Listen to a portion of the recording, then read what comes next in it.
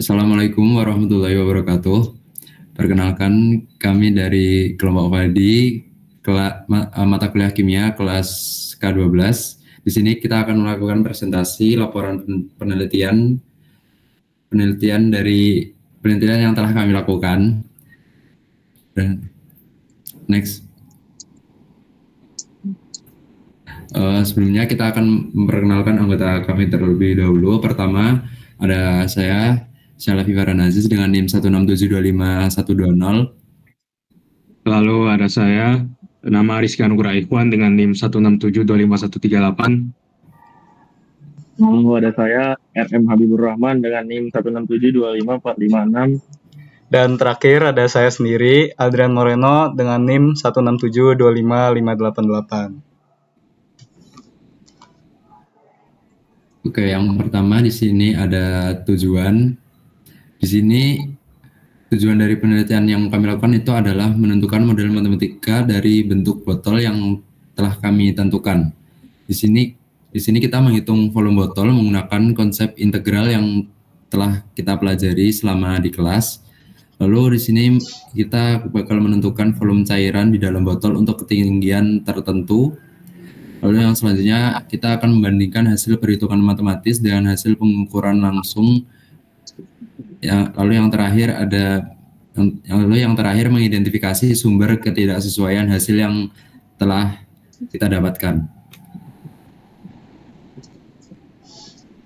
Lalu untuk alat dan bahan pada proyek ini kami menggunakan alat yaitu berupa penggaris untuk mengukur dimensi dari botol sampah yang digunakan, lalu kalkulator untuk menghitung luas, tinggi, lebar dari alas penampang, lalu ada spidol hitam untuk menandai garis yang akan kami hitung.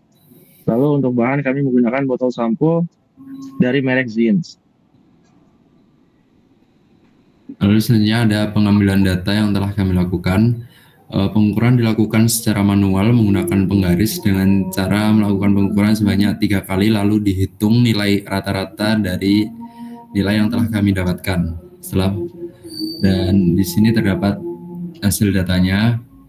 Sisi terpanjang sisir alas rata-ratanya 5,7, lalu sisi pendeknya 4,967, lalu tinggi alasnya 3,6, tinggi botolnya dengan penutup itu 21,3, lalu untuk tinggi tanpa penutupnya 19,4, dan juga di sebelahnya terdapat gambar dari botolnya.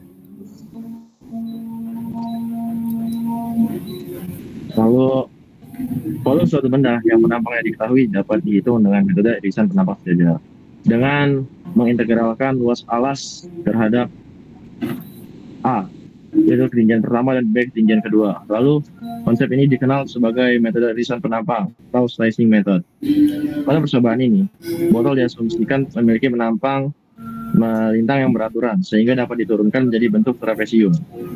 Dan luas alas trapesium dapat dihitung dengan rumus yaitu setengah dikali sisi atas ditambah sisi bawah dikali tinggi dari trapesium tersebut.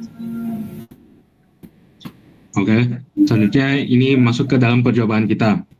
Jadi menggunakan metode irisan penampang sejajar yang tadi disebutkan, volume suatu botol dengan ketinggian cairan setinggi H dapat ditentukan. Pertama-tama kita perlu menetapkan asumsi-asumsi dalam perhitungan kami untuk mempermudah prosesnya. Dan asumsi-asumsi adalah sebagai berikut. Yang pertama, luas penampang diasumsi sebagai suatu trapesium. Lalu, sepanjang tinggi botol, penampangnya tetap berbentuk trapesium yang sebangun, atau dengan kata lain, perbandingan panjang antar sisinya itu sama terus. Dan yang terakhir, penampang trapesium tersebut memiliki dimensi yang sama sepanjang tinggi botol. Hal ini dikarenakan penampang botol tidak deviasi jauh sepanjang botol. Dengan asumsi yang kita sudah tetapkan, kami dapat mulai perhitungan dari menurunkan terlebih dahulu rumus dari volume, yaitu turunan volume terhadap Z itu adalah luas pada Z tersebut. Jika kita integralkan, itu kita dapat rumus dari volume. Menggunakan penampang trapesium, maka kami dapat temukan fungsi luas AY, yaitu seperti Habib bilang tadi, sisi atas tambah sisi bawah dibagi 2, lalu dikaliin dengan tinggi. Lanjut. masuk ke perhitungan kami. Setelah kami dapat rumusnya, kami dapat mulai hitung volume dari botol tersebut, di mana hanya kami sudah tetapkan memiliki dimensi yang sama terus sepanjang botol, maka kita langsung hitung sebagai setengah A plus B kali T itu adalah 19,2006 cm², dan H itu adalah tinggi botol tersebut tanpa tutupnya, yaitu 19,4 cm. Habis selesai perhitungannya, kami dapat volumenya sebesar 372,492 ml. Nah, selanjutnya berdasarkan hasil perhitungan tadi, di sini juga akan ada semacam persen kesalahan atau kayak disebutnya itu sebagai galat. Galat ini sendiri adalah perbandingan antara volume yang ingin kita taksir dibandingkan dengan volume aslinya. Jadi, setelah kami mendapatkan nilai volume taksiran, kami pun menghitung persentase galat dengan membandingkan antara volume taksiran terhadap dengan volume realnya. Hal tersebut digunakan untuk melakukan atau untuk menentukan ketepatan dalam pengukurannya. Jadi persen galat itu akan sama dengan volume taksiran dikurangi dengan volume real, dibagi dengan volume realnya, dikalikan dengan 100%.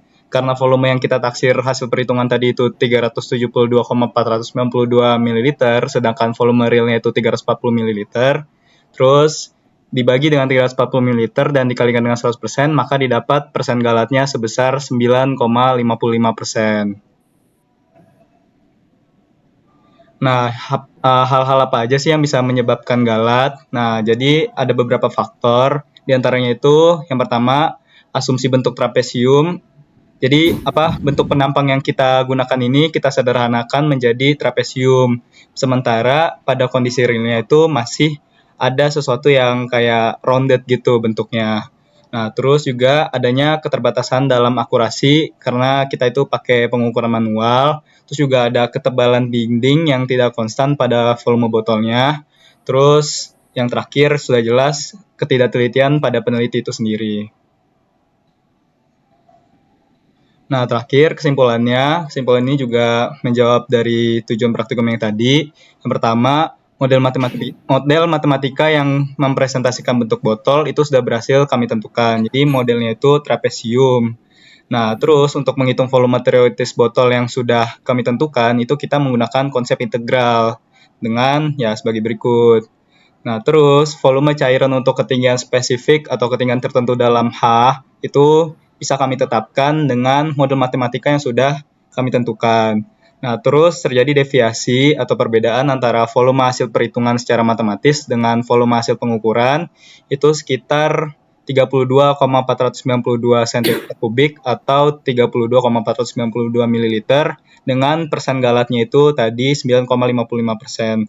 Nah, yang terakhir, sumber ketidaksesuaian hasil antara perhitungan matematis dengan pengukuran langsung itu bisa diidentifikasi berupa penyederhanaan bentuk model, ketebalan material, dan kesalahan dalam pengukuran. Mungkin cukup sekian dari kelompok kami. Kurang lebihnya mohon maaf. Assalamualaikum warahmatullahi wabarakatuh. Nama kelompok Habib yang di ujung anjir. Enggak nih, buka slide awal, Cok. Bib, buka slide awal, Bib.